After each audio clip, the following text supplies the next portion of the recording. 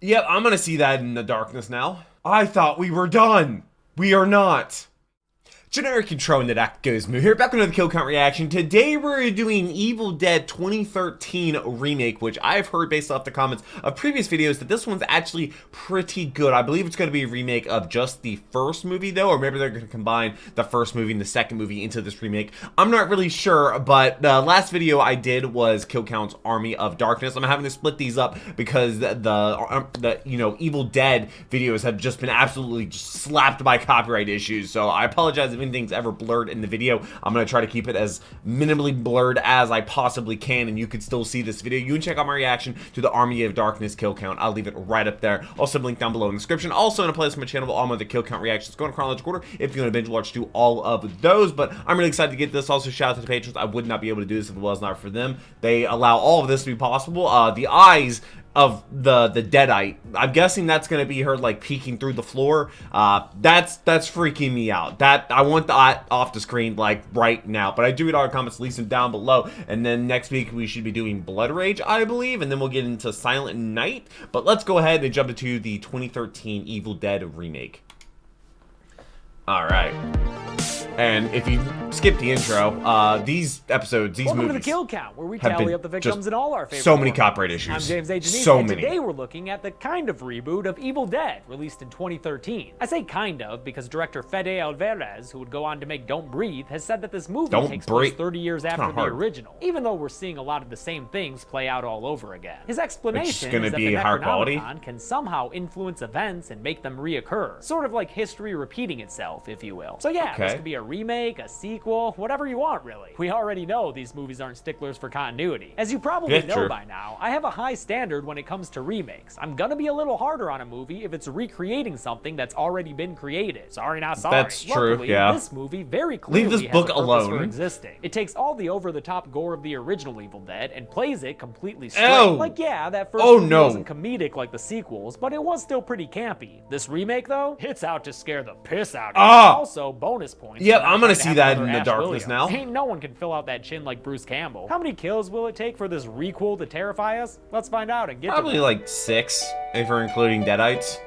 The movie begins in everyone's favorite haunted woods, where a teenage girl staggers around dripping blood from her hands. But Mom always said not to go bleeding in a forest, lest you want a bag over your head and a shotgun butt to the face. That girl should listen to Mama. She wakes up bound to they are in Appalachia, in a room with way too many dead cats for my liking. Poor kitties. An older woman reads aloud from the all-new Necronomicon until a bespectacled fellow steps up and removes the bag from the teenager's head. Daddy?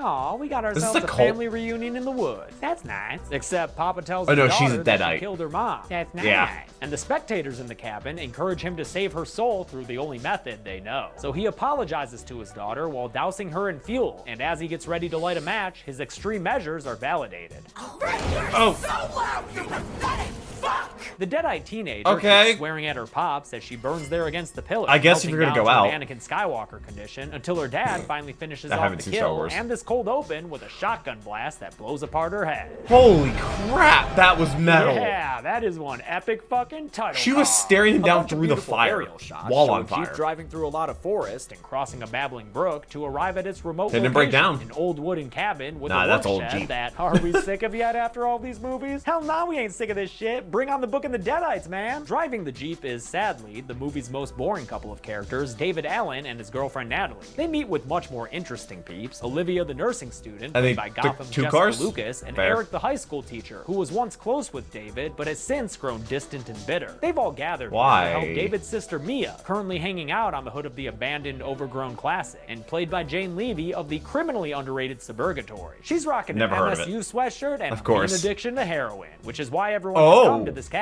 Why is there a well now? Ditch the habit down a well and help her get cleaned up cold turkey. And here, Mia, maybe this magnifying glass necklace will help you out. It's done a lot for other characters in the past. The cabin belongs to David and Mia's family, although when they get to the door, it appears as though someone has broken in and left it quite a mess. Probably that damn Sam Raimi. That boy will do all sorts of nonsense to get his movies made. Although they were once close, Mia and David now have a tense relationship, since he wasn't around to help her when their mom died in the hospital. He also wasn't around for the last time Mia tried to clean herself up, as Olivia and Eric tell her out on the porch. On that occasion, she bailed and started using again. But this time, they don't want to let that happen. David, when she breaks, then believe me, she will. We don't want to let her leave. Mia breaks pretty much immediately. Are they going to use that as a cover for her, like, being a deadite? Who can't stand an awful smell coming from somewhere inside the cabin. There's something dead, and it reeks. Her dog Grandpa finds where it may be coming from, a bloody hatch in the floor underneath a rug. Ew. The boys head down there, and of course there's a back room to explore. But sadly, no Freddy Krueger claws. And also on the lights wall work this time. in The back the basement? room ends up being that place from the cold open, full of poor dead kitties hanging in there, Aww. and the funeral pyre of that teenage deadite. The centerpiece of it all, of course, is a scary book wrapped in a garbage bag and barbed wire. Naturally, they bring it upstairs and lay it to rest on their shotgun table. Eric is the most intrigued by the new lit, even though he recognizes the witchy setting in which it was found. Still, he just can't help himself from freeing it of its restraints. And once he does, we've got ourselves a stitched up, fleshy book of the dead. You think we'll put a No note on the facing it outside? this time through, but you know, never judge a book of the dead by its cover. Besides, Or it's lack what's of on the face inside that cover. counts. And on the inside is a message that Eric promptly ignores, as well as some neat illustrations. Yeah, we're and just some gonna keep hidden looking words at it. that Eric is able to uncover through science. Although another warning in the book says not to say these words, he fucking does, of course. And that gives Dude, us a every first-person evil rule. spirit in the woods that finds Mia and flashes something so evil at her that she winds up puking on the ground. And her That's little bout nasty. of cabin sickness is the least of her problems too. Oh, cool. Yeah, that's gonna send Appalachian you Mountains whether be you like. got withdrawals or not. But Olivia's not willing to I was grant actually Mia just in a bail cabin in since the the last Appalachian time Mountains she ran out on recovery, she December. wound up ODing so bad that she legally died for a little bit. When David sides with Olivia and Eric, Mia rips up the magnifying glass necklace strap and takes the keys to leave on her own. Oh, and hey, Natalie's in the back on the porch there. I almost forgot she was even at the cabin. Mia's hatchback flight through the rain is stopped by an unmarked demon X thing. I don't think it's a that sends her flying hatchback, that's off a the road station and wagon. crashing into a watery Which, ditch. When she comes wish to, we had more she finds wagons the car in America. totally wrecked and a swamp demon totally scary. She takes off, pursued by a first-person evil spirit. So do I until start she winds up blasting? with tree branches and vines wrapped Oh, around her we're not limbs. doing this It's again. another familiar sight, and just a heads up, we're gonna get more Evil Dead 1 here than Evil Dead 2. Apparently, the scene wasn't in the initial screenplay that Alvarez co-wrote with Rodo Sayagues, but then an unnamed producer, That's probably crazy Robert name. Tapper, told them that they needed to include the iconic scene in their remake. Things are a little different this time through, because Like- while the vines and tree branches hold Mia in place, a Samara-esque demon girl appears in front of her and has a bit of her own cabin fever, puking up a real nasty, Ew. I don't know, Vine? evil tentacle, I guess, that slithers over to Mia and up her legs. Mia and the entity share a scream. David and Olivia find Mia Yep, and take her yep, back it's to still the cabin, bad. where they dismiss her story as hallucinations from withdrawal and an attempt to manipulate them into letting her go. Yeah, everything, all the She's gonna symptoms do are just going to whatever be it takes to get ignored out of here. I because do of like that this movie offers the a strong withdrawal. justification as to why they don't want to leave the cabin and why they don't believe the first victim. It's simple but effective, and it's why David refuses Saw to that take one coming. Mia back home even after she begs him. What if with it the wasn't most her, scared though? face I've ever seen on a human being. It's okay. maybe it yeah, targeted I don't her. think there's actually anything in this cabin that'll.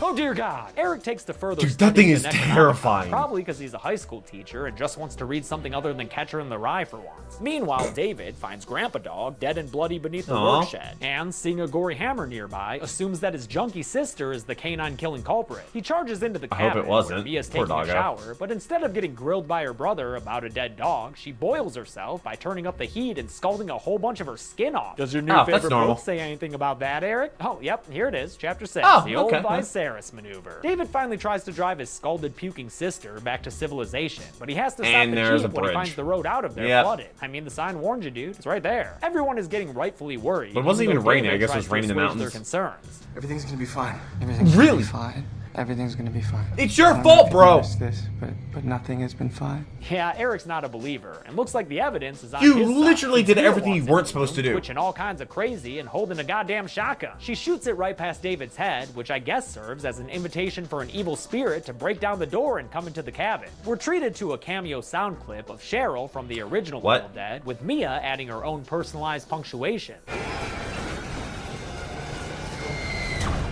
You are all going to die tonight. She passes Don't out. threaten me and with a when good Olivia time. tries to secure the gun. Mia stops her, pounces on her, and pukes a whole bucket Oh, worth of God, blood that right is into her disgusting. face. Oh, sick nasty. Ugh. Olivia rolls Mia over into the Oh, open cellar hatch, and cellar. Eric thinks fast, closing it and climbing on top to keep Mia shut in tight. Hey, what if we gave Natalie a line? Oh my God, what happened to her eyes? Oh, I meant Oh. like an original one, but that's okay, I guess. Oh. Eric tells David that he thinks Mia's all messed up because of all the witchcraft stuff from the basement, and unfortunately for For them, Your that witchcraft fault. stuff is contagious because Olivia sees a ghastly grinning version of herself in the bathroom mirror. She realizes the image might be Kinda reminds me of reflecting an something NF foretold in music the video, evil book. And almost. next thing you know, she's frozen in place and bugging out a bit. Eric goes to check on her and finds the bathroom light only half working, but his ears are fully functional, and the sound they picking up is pretty gross. Olivia.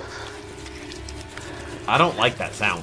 Turns What is she out that's doing? what it sounds like when someone saws their own face off. Holy shit, Olivia. Why? When did you start doing bath salts? Olivia is now possessed enough to cut off her own cheek, and according to our rules with this series, that means that's another bad. one for the count. Dead-eyed Olivia attacks the prone Eric and really messes him up good, stabbing him in the chest and beating With a at his piece of face mirror? with a syringe. Good thing you opted for the extra strength glasses there, dude. When Olivia Wait, crawls his towards eyes him, are ready to stab okay? him some more, Eric grabs a broken piece of porcelain and smashes her head over and over until Wouldn't she's the no porcelain longer break, moving. though? It may not be a proper dismemberment or anything, Or maybe but it's this just does a kill very the thick dead-eyed piece. Olivia. Again, different movie, different rules, I guess. David tends to Eric's wounds in the work shed he's with, done. wait, what's her name again? Doesn't mean he's Natalie? just gonna die. It doesn't matter. Go on and get. As David patches him up, Eric confesses that he probably brought this all about by reading from the book. Probably? I released something evil.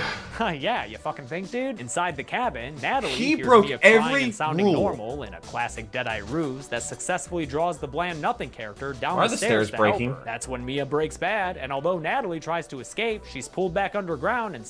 slammed shut inside. Mia creeps up on Natalie, who tries to grab a box cutter to defend herself with. And that That's not brings gonna do us a whole this lot. movie's most memorable moment, when Mia treats that blade like a push pop and Aye. licks the edge of it, splitting her tongue in half. The forked tongue Mia that I'm shares glad a he bloody blurred it. French kiss with Oh. Natalie. And even though David comes and rescues his girlfriend from the cellar, And now it's we gonna be know her it's probably too next. late for her. They chain and nail the cellar door shut and have a good cry sesh on the floor together. While Eric tries to end this misadventure by no, his burning eye's the not book of the okay. dead. It doesn't work though, because like Wait, it doesn't? obviously a book from hell is gonna be pretty flame retardant. That durable Naturum Demonto has a lot of conflicting info inside, but all of it does point to one especially evil being. Evil entity, With a candle. taker of souls. And the world's best birthday party planner. He's got Yeah. a cake and a candle on his head all ready to go. That looks This like a entity crown needs more to than a claim cake, 5 but- human souls before it can successfully rise from hell. So I guess it's convenient that 5 idiot teens just happen to roll into its neighborhood. In the Oh, kitchen, okay, no Natalie pressure on the examines last white guy. wound Mia left on her hand, which festers and spreads corruption all Cut the it off way up and her arm. grow a And to make chainsaw things arm. worse, Natalie's Or not got an grow, but- audience for this arm enveloping affair.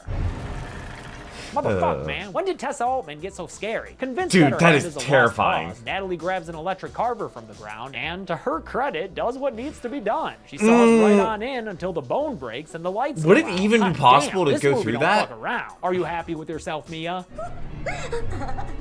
Oh, yeah, I guess you are. David duct tapes Natalie's stump, and then it's back to the book, which Eric says makes one thing clear. In order to stop this, the possessed must be cleansed. And apparently, How? there By are 3 burning them? ways to cleanse the evilly afflicted. A live burial, complete bodily dismemberment, and that old witch standard, Fire. clean and simple immolation. David's understandably reluctant to go with any of these options when it comes to his sister Dearest, so Eric resolves to Do take you care not of it see himself. what she's Not if Deadeye become? Natalie has anything to say about it, though. Yep, the wait, so she amputation went to all didn't that for work, no and reason. Natalie instead decided to cosplay as John Ritter from Bride of Chucky by shooting herself in the face with a nail gun. In fact, she found the Why? experience so enjoyable, she thinks That's the not how guys nail should try guns too. work. Natalie, it's cool if you're into body modification, but don't force it on other people. She ends up shooting Eric in the arm. Pretty sure you gotta and it's hold not down until the Eric is top- a downright like the human tip of it. pincushion that David is able to tackle his possessed girlfriend and put an end to the attack. Natalie simply rearms herself. With not Gary's with like mod. another arm. She can't do that. But with a crowbar that she then beats David down with. And when she's bored of hitting him, she turns her attention to Eric, who she beats with the crowbar. It's until all his your skull fault. is busted It's open. all your Before she fault. can take one final fatal swing, though, her arm gets shot straight off her body by David, shot. who's got the boomstick now. Natalie reverts back So to you her gonna do bite him? post-human form and confusedly asks David why he's hurting her. I know this is usually a demonic ploy, but in this case, Natalie stays a human and bleeds out to death, never to come back as a Oh, dead that's knight just again. emotional I know we damage. already counted her possession as a kill, but I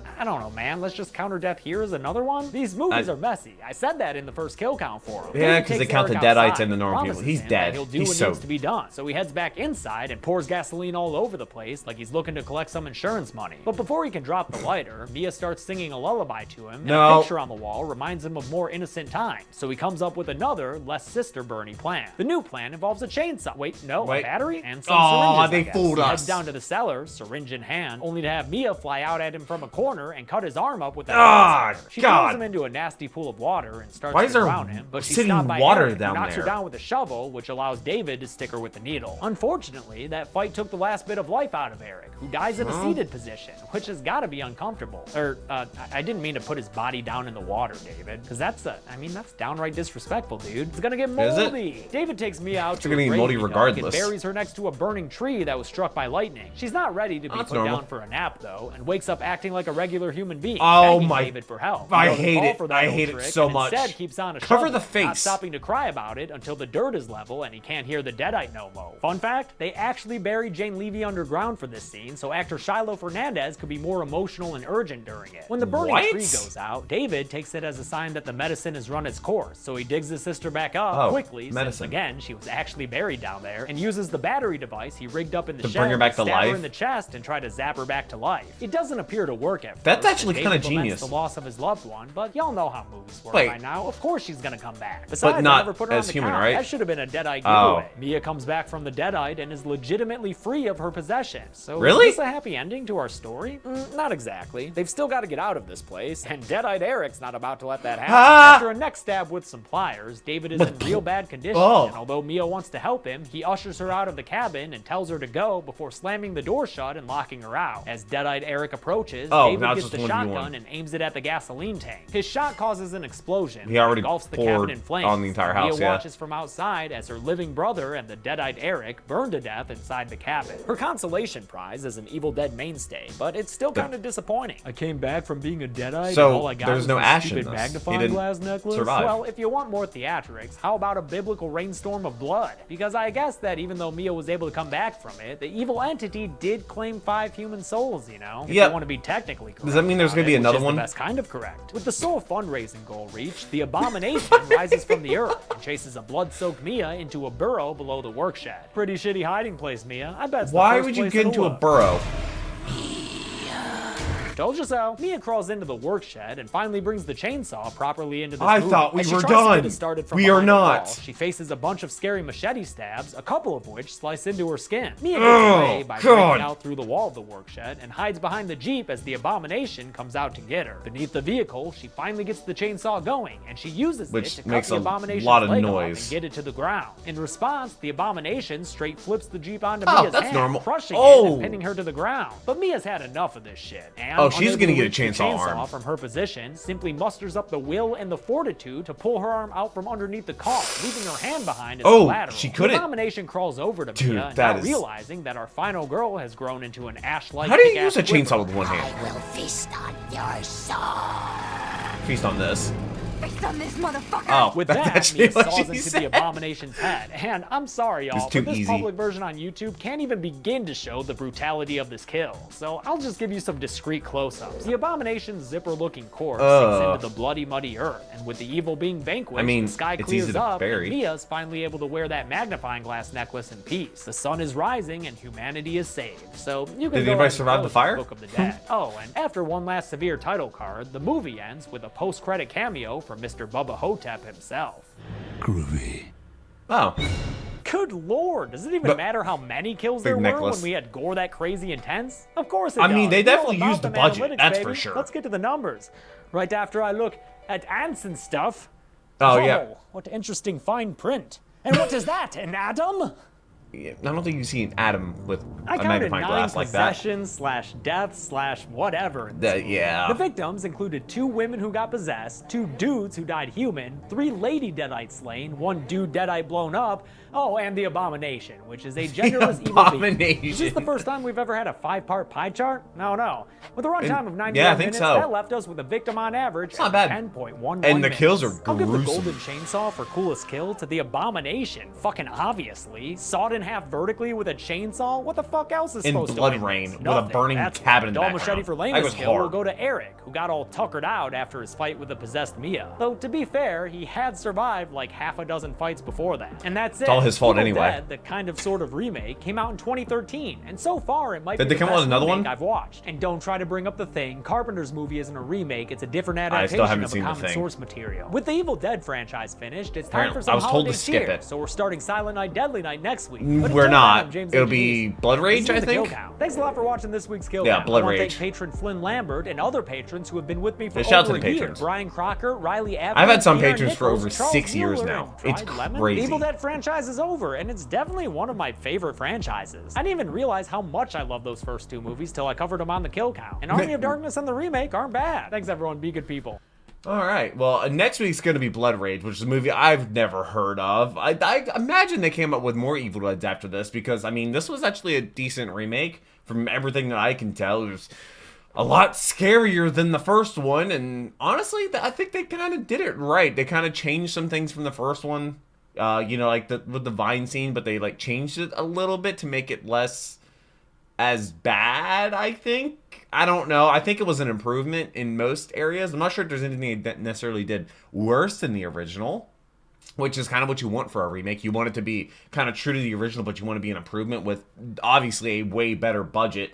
So it's absolutely terrifying. I want to get this thing off the screen as soon as possible. I hope you have a wonderful rest of your day. I hopefully I made it a tiny little bit better. I look forward to reading your comments, and I look forward to seeing you in the next video. But until then, take care and keep the music.